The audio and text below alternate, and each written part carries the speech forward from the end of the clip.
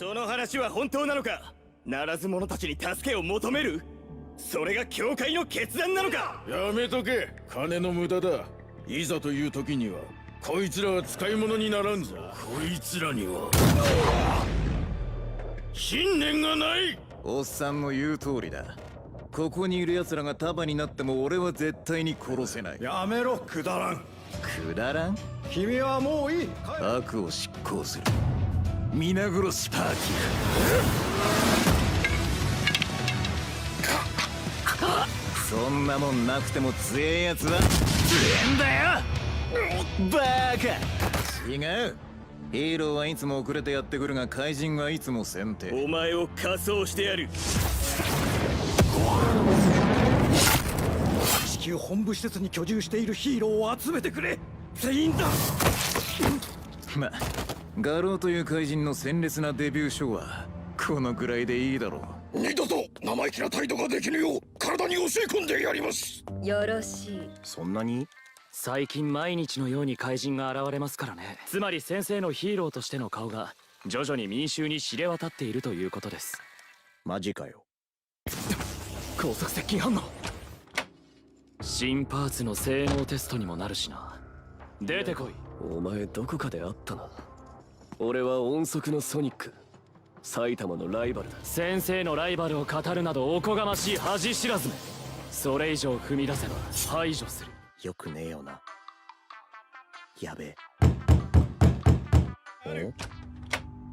あ、新聞なら間に合ってます。私は地獄の吹雪といえばわかるかしら。え、全然わからん。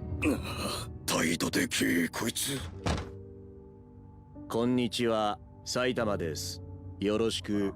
順位を上げるには一人じゃ無理ってことよ。なんで？邪魔されるからよ。そうすれば B 級上位のポジションを守ってあげるわ。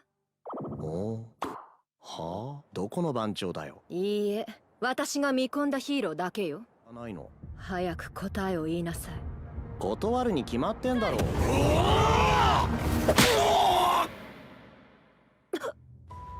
あなたは私の邪魔をしようというのね。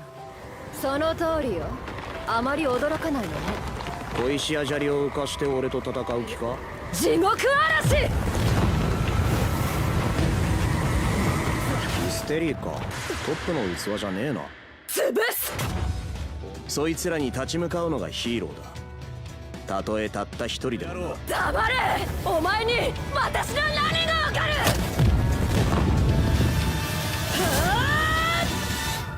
あ？お前これ誇りなんてもんじゃねえだろう。今一瞬ソニックが見えたんだけど。俺は埼玉先生の弟子だ。弟子？そして今まさに返り討ちにあって死にかけているというわけだ。すまなかった。爆裂聖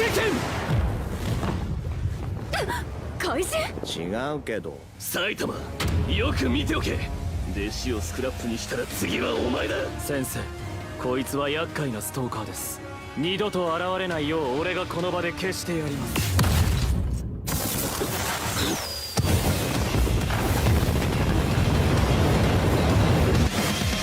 加速。